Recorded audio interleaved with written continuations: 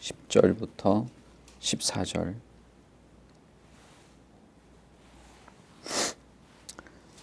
제가 봉독하겠습니다. 사도행전 21장 10절부터 14절. 여러 날 머물러 있더니 아가보라 하는 한 선지자가 유대로부터 내려와 우리에게 와서 바울의 띠를 가져다가 자기 수족을 잡아매고 말하기를, 성령이 말씀하시되 예루살렘에서 유대인들이 이같이 이 띠 임자를 결박하여 이방인의 손에 넘겨주리라 하거늘, 우리가 그 말을 듣고 그곳 사람들과 더불어 바울에게 예루살렘으로 올라가지 말라 권하니, 바울이 대답하되, 여러분이 어찌하여 울어 내 마음을 상하게 하느냐. 나는 주 예수의 이름을 위하여 결박당할 뿐 아니라 예루살렘에서 죽을 것도 각오하였노라 하니, 그가 권함을 받지 아니하므로 우리가 주의 뜻대로 이루어지이다 하고 그쳤노라. 아멘. 21장 1절부터 우리가 읽은 10절부터 이어지는 내용에 대한 배경이 이제 기록이 되어 있는데, 내용이 너무 길고 그래서 건너뛰었습니다. 제가 배경을 간단하게만 설명을 드린다면은, 바울이 이제 밀레도에서 배를 타고 출항을 하게 되죠. 그리고 디도에 도착하게 됩니다. 경유지 디도에 도착한 것이죠. 예전에는 지금처럼 이렇게 항해하는 기술이나 그 배 같은 것이 지금처럼 그렇지 않기 때문에 뭐 어디 지중해 연안을 갈 때도 여러 번 정박을 할 수밖에 없습니다. 인적 자원이나 물적 자원도 계속 보급을 받아야 되기 때문에 여러 도시들의 정박을 하게 되는데, 디도에 이제 도착을 하게 되고, 거기서 여러 형제들이 바울을 만나서 예루살렘으로 가지 말라라고 하는 말을 하게 되죠. 거기서 바울은 그 말을 듣고도 거절을 하게 됩니다. 그리고 나서 다시 디도가 아니고 두로죠. 두로에 도착해서 그렇게 하고, 두로에서 다시 출발해서 가이사랴에 도착을 하게 됩니다. 여기도 이제 중간 정박지죠. 가이사랴에서 이제 바울은 빌립을 만나고 빌립의 집에 또 며칠을 유숙하게 됩니다. 이 빌립은 예루살렘에서 이 교회가 막 시작될 때 사도들이 너무 이렇게 고아나 과부들 돌보는 일에 시간을 많이 뺏기고 기도와 말씀 전하는 일에 이렇게 문제가 생기자 7명의 집사를 세우죠. 스데반도 그 중에 한 명이었고 빌립도 그 중에 한 명이었습니다. 그렇게 하고 이제 사도들이 우리는 기도와 말씀 전하는 일에 전무하는 것이 더 좋겠다라고 할 때, 그때 세워진 집사였던 빌립입니다. 이 사람이 지금 가이사랴에 와 있었던 것이죠. 그 예루살렘 교회에서 이 빌립이 집사로 세워질 때는 거의 20년 전의 일입니다. 그리고 스데반이 무참하게 죽고 나서 예루살렘 교회가 흩어지게 될 때 이 빌립은 사마리아에 가서 복음을 전했던 바로 그 사람입니다. 8장 40절에 사도행전 8장 40절에 보면 빌립이 이디오피아 내시를 만나고 나서 그 다음에 여러 지역을 돌아다니다가 가이사랴에도 복음을 전하러 갔다 이렇게 되어 있고, 그 다음부터는 이제 빌립에 대한 이야기가 나오지 않죠. 20년 후에 가이사랴에 바울이 도착했을 때 빌립은 아직도 거기에 있었던 것이죠. 그래서 거기서 빌립을 만나고 반가운 얼굴이 된 거죠. 만나고 그 집에 유숙을 하다가 하는 도중에 가이사랴에 아가보라 하는 한 예언자가 도착하게 되는 것입니다. 그래서 10절에 여러 날 머물러 있더니 라고 할 때 이거는 이제 빌립의 집에 여러 날 머물러 있었다. 가이사랴에 있는 빌립의 집에 여러 날 머물러 있는데 아가보라고 하는 선지자가 유대로부터 내려왔다라고 하는 것이죠. 이 아가보라고 하는 사람은 사도행전 11장에 한 번 더 등장합니다. 바울이 이제 안디옥에도 이제 교회를 세우지 않습니까? 이 안디옥에도 아가보가 온 적이 있어요. 유대에서부터 왔습니다. 그리고 이제 이 아가보라고 하는 사람은 유례 없던 큰 기근이 일어날 것이다라고 하는 것을 이제 예언한 적이 있고 말 그대로 엄청난 기근이 이제 찾아오게 됩니다. 그래서 유대에 있는 예루살렘 교회가 너무나 힘들다라는 소식을 듣고 안디옥에서 돈을 모아서 바울 편에 예루살렘 교회로 헌금을 하게 되는 그런 일이 있게 되는데 그때 이 아가보라고 하는 선지자가 기근을 예언했던 적이 있습니다. 이 아가보가 이번에는 가이사랴에 와서 예언을 하는데 이제는 말로만 하는 게 아니라 하나의 이 뭐랄까요 퍼포먼스도 하게 된 거죠. 예전에 이제 구약의 선지자들은 이런 식의 예언을 하기도 했습니다. 말뿐 아니라 행동을 하거나 자신의 몸에 어떤 그것을 하거나 어떤 그 일들을 벌이면서 예언을 하는 하나님의 말씀이 너희들이 이렇게 된다고 했다. 뭐 이런 식인 것이죠. 아가보는 바울의 띠를 가져다가 자기의 손발을 묶고 이렇게 말합니다. 성령께서 나에게 말씀하시는데 예루살렘에서 유대인들이 이 띠의 주인을 이렇게 결박하게 하고 이방인의 손에 넘겨버리겠다고 하더라라고 하는 이제 구체적인 예언이 등장하게 되는 것이죠. 바울이 성령으로부터 어떤 계시를 받았는지는 정확하지 않습니다. 그러나 바울은 성령께서 내가 앞으로 가는 도시마다 환란이 있고 결박이 있다고 하는 것들을 내가 성령으로부터 내가 알게 되었다. 그렇지만 성령께서 내게 원하시는 것은 그렇다 할지라도 그 도시들로 가라는 것이었다라고 했죠. 그러면서도 나는 앞으로 무슨 일이 생길지 내가 모른다. 이렇게 말했죠.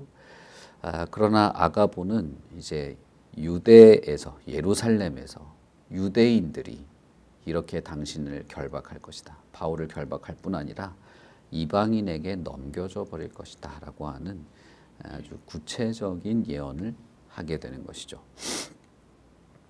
이 예언이 너무나 구체적일 뿐 아니라 아가보라고 하는 사람이 그 이전에도 했던 예언이 정확했고 특별히 이렇게 행위를 하면서 하나의 퍼포먼스를 하면서 바울의 띠를 직접 가져다가 하는 이런 것들은 이제는 의심할 바 없는 정확한 예언이라는 것을 보여주게 됩니다.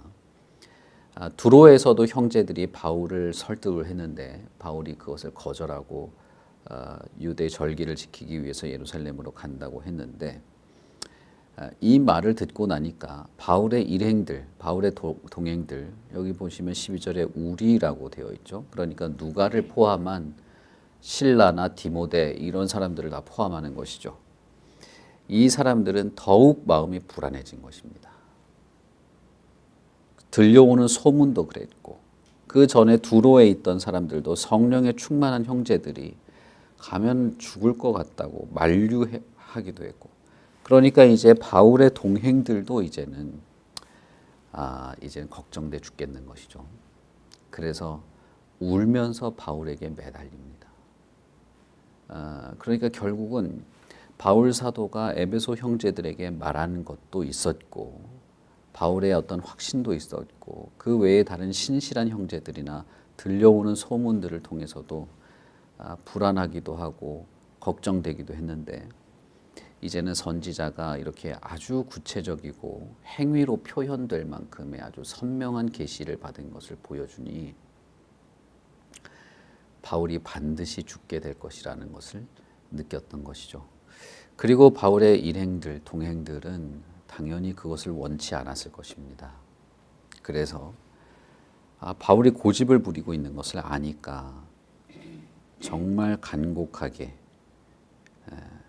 울면서 이렇게 매달리는 이런 부탁을 하게 된 것이죠. 이런 부탁 혹은 이렇게 누군가가 울면서 매달릴 때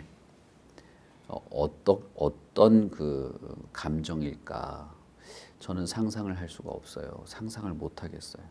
만약에 제가 어떤 것을 결정을 했는데 이렇게 해야 되겠습니다 라고 했을 때 우리 성도들 중에 이 성도들이 몇 명이 여기는 뭐 거의 10년 넘게 같이 전도 사역을 해오던 자기 팀이었는데 울면서 좀 재고해 달라고 하면 글쎄요, 저는 뭐 심각한 고민에 빠질 것 같거든요. 그냥 와서 이건 좀 이렇게 하시면 안 되겠습니까? 하면 고집을 부릴 수도 있는데 정말 뭐랄까요, 이렇게 간절하게 매달린다면, 그것도 다른 사람도 아니고 정말 안디옥으로 출발하는 그때부터 같이 동행하던 이 사람들, 마치 자기 아들처럼 여기던 디모데, 이런 사람들이 그렇게 매달릴 때, 그러나 바울은 이렇게 말합니다. 여러분이 왜 이렇게 울면서까지 해서 내 마음이 어렵게 만드는가. 바울이 자기 팀이, 동행들이 그렇게 만류할 때 마음이 흔들리지 않았던 것이 아닙니다. 이 사람은 내 마음이 상한다라고 말하죠. 상한다는 것은 기분이 나쁘다는 뜻이 아니라 나도 같이 슬프게 되었다라는 뜻이에요.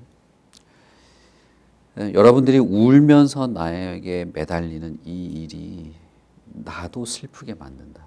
내 마음도 흔들리게 만든다. 그런데 왜 나를 흔들리게 하느냐, 그런 얘기죠.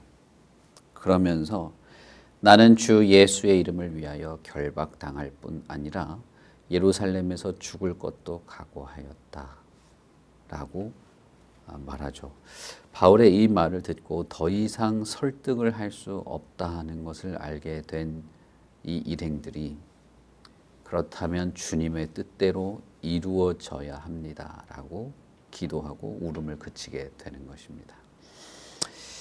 이 장면은 여러분 무엇을 떠올립니까? 이 장면은 사실 예수님이 십자가에 달릴 때의 그 마지막 장면을 떠올립니다. 아가보가 이 띠의 주인은 유대인들에게 결박당해서 이방인의 손에 넘겨질 것이다 라고 했던 것도 예수님을 떠올리죠. 예수님도 자신의 마지막을 예언할 때 이 바리새인들과 서기관들이, 유대 지도자들이 인자를 결박하여 이방인의 손에 넘겨줄 것이다 라고 했던 적이 있습니다. 그리고 예수님도 베드로가 주님은 그렇게 죽어서는 안 됩니다 라고 할 때 그 만류를 뿌리치시죠. 그리고 겟세마네에서 기도할 때 너무나 두렵고 무서운 상황 속에서도 하나님의 뜻대로 이루어지기를 간절히 바라는, 예수님이 그 마음을 가지고 하나님의 뜻에 집중하기 위해서 땀에 피가 비칠 정도로 기도해야만 했던 그런 예수님의 모습을 보이죠. 그것이 기억나게 합니다. 여러분, 바울의 지난 이 행적들을 한번 살펴봅시다. 안디옥에서 복음을 전하고 안디옥에서 이 형제들을 이렇게 잘 양육하고 있을 때 안디옥 교회에서 바나바와 바울을 파송하기로 결정합니다. 그것이 성령의 뜻대로 된 것이었죠. 그리고 아시아 여러 도시들로 다닐 때 갈 때마다 위협을 받았습니다. 그래서 죽이러 온다 라는 말을 듣고 한밤중에 도망을 가거나 광주리에 타서 도망을 가거나 맞아서 죽은 줄 알고 길바닥에 내버려졌다가 겨우 살아나서 옆 도시로 피신을 하거나, 유대인들이 깡패를 고용해서 온다는 이야기를 듣고 피하는, 사도행전에서 바울의 행적은 어떻게 보면 거의 도피 일변도였다고 볼 수 있죠. 물론 유대인들과 토론을 하고 논쟁을 벌이고 담대하게 복음을 전하기도 했습니다. 그러나 데살로니가에 있는 그 악랄한 사람들이 계속 쫓아다니고, 유대에서부터 시작한 이 유대인들 암살자들이 쫓아다닐 때, 그런 소문을 들을 때마다 형제들이 미리 그 소식을 알고 바울을 피신시켜 주었고, 바울은 그렇게 하면서 이 도시 저 도시를 탈출하듯이 다니면서도 복음을 전해왔습니다. 그런데 지금은 바울의 마음이 그렇지 않은 것이죠. 지금은 바울이 내가 가서 죽는다는 걸 알게 됐는데 여러 형제들도 만류를 하고 심지어는 이 선지자가 와서 그런 것까지 보여주는데 아가보는 그러니까 가라 가지 마라 이런 말은 하지 않습니다. 이렇게 된다는 성령의 계시만을 드러낼 뿐이죠. 그 계시를 보고 어떻게 행동할지는 이제 바울의 판단인 것이죠. 그런데 이 바울은 마음이 굳은 것입니다. 그 말은 무엇입니까? 그것은 왜 지난 20년 전간의 이 도시들을 다니며 복음을 전할 때의 그런 상황과 지금은 다른 겁니까? 우리가 20장에서 살펴본 것처럼 바울은 자신의 할 일이 이제 끝났다는 것을 알게 되었습니다.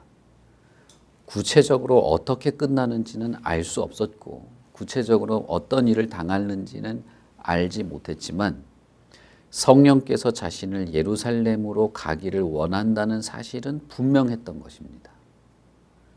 그리고 그것이 성령의 뜻이라면 거기서 내가 죽는 것도 성령께서 원하시는 것일 것이다. 그렇다면 내가 죽는 것도 마다해서는 안 된다. 라는 생각을 했던 것이죠. 바울의 행적들을 우리가 다시 한번 생각해 볼 필요가 있습니다.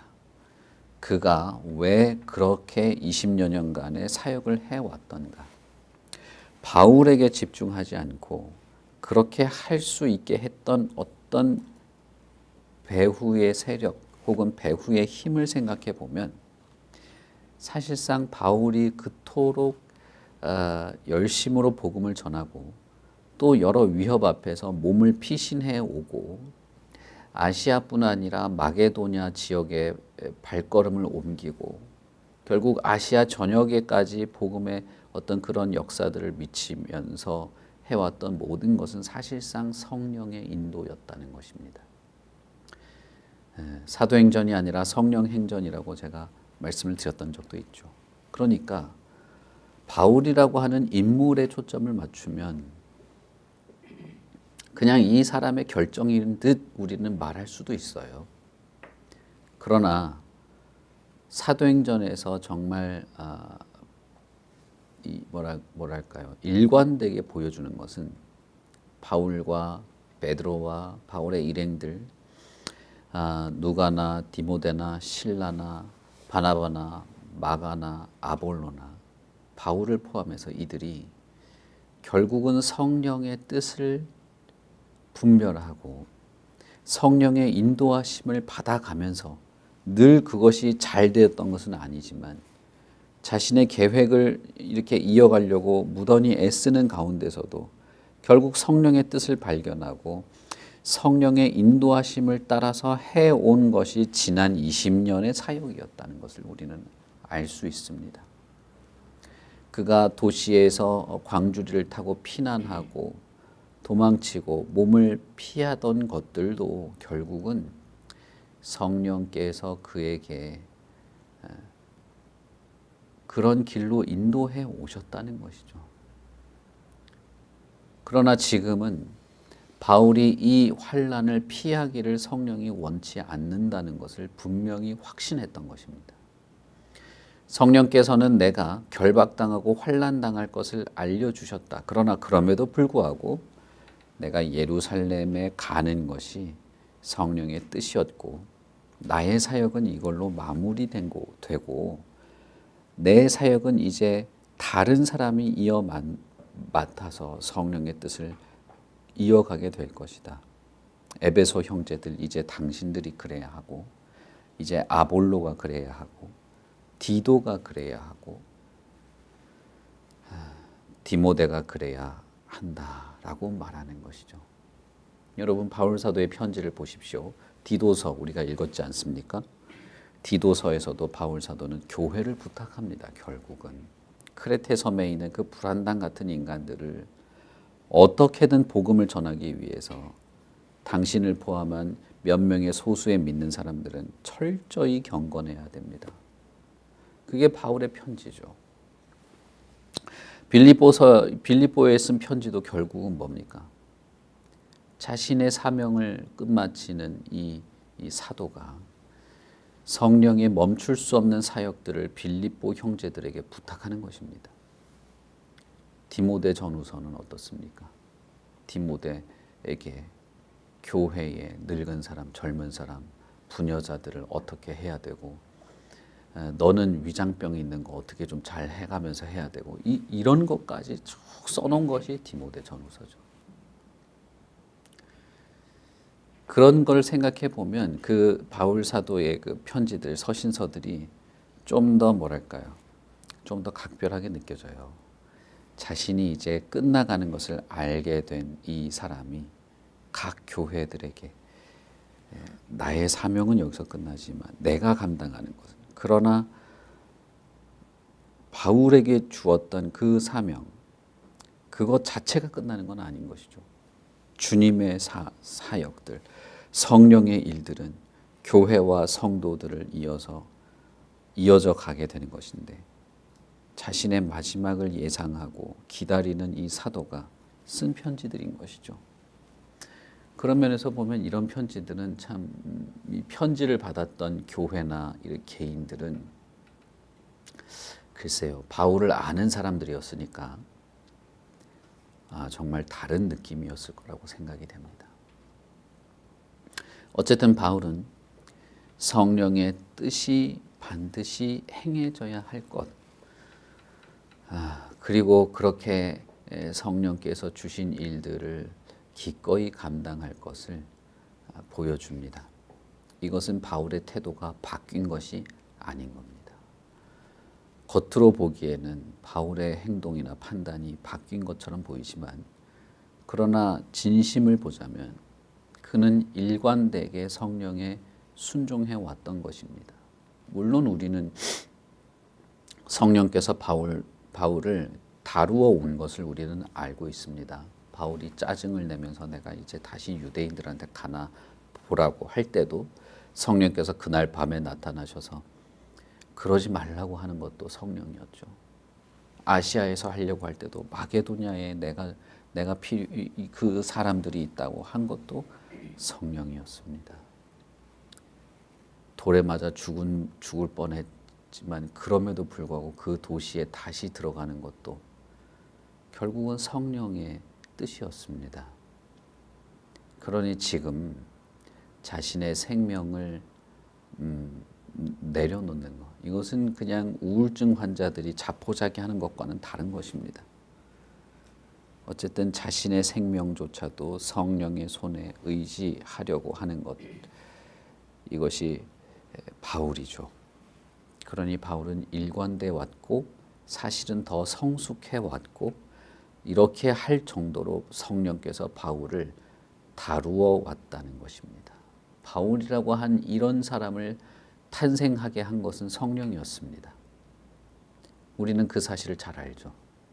바울의 처음이 어땠는지 알고, 바울의 중간 과정이 어땠는지 알고, 지금 이렇게까지 결정을 내리게 된 이 모든 과정에 바울이 성숙해 왔고, 그 성숙한 과정, 양육하는 과정에 성령이 있었고 주님이 그를 만나 주신 것이 있다는 사실을 우리는 잘 압니다. 그러니 여러분, 우리는 여기에서 바울이 없다 할지라도 아시아와 마게도냐, 유럽 전역에 있는 교회들을 성령께서 양육하고 기르시고 온전케 하고 성숙케 하실 거라는 것을 기대하게 되고, 우리 또한 그러기를 기대하게 되는 것이죠. 저와 여러분을 성령께서 성숙하게 하실 겁니다. 우리가 성령에 귀 기울이는 자들이 맞다면, 우리가 하나님의 말씀과 주님이 주시는 이 은혜의 복음에 귀 기울이고 있는 자들이 맞다면, 바울과 같은 중심을 우리가 가지고 있는 것이 있다면 우리는 성숙한 성도로 자라나게 될 것입니다. 우리 교회가 복음을 중심에 두고 예수 그리스도를 머리로 한 교회고, 성령의 충만한 은혜 안에서 지어져 가는 교회가 맞다면, 이 교회는 성령께서 온전케 성숙하게 양육해 가실 겁니다. 그런 성령의 인도하심을 우리가 거부할 이유가 없죠. 겸손하게, 진실하게 성령의 뜻을 분별해 나가고 하나님의 말씀과 진리로 우리 자신을 돌아보고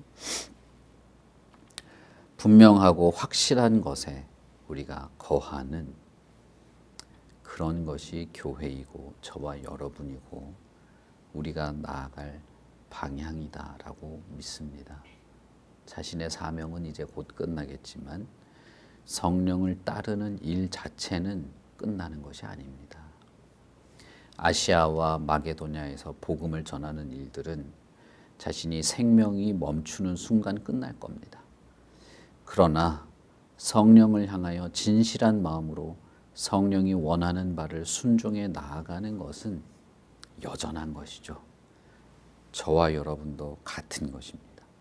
그런 면에서 여러분, 우리도 사도행전에 살고 있고 참사랑 교회도 사도행전적 교회, 이런 말들을 우리 신학자들이 자주 씁니다만은 복음을 전하는 선교적 교회라는 의미예요, 사실은. 근데 저는 글쎄요, 성령에 충실한, 성령에 겸손하게 따르는 그런 교회가 사도행전적 교회라고 말하고 싶어요.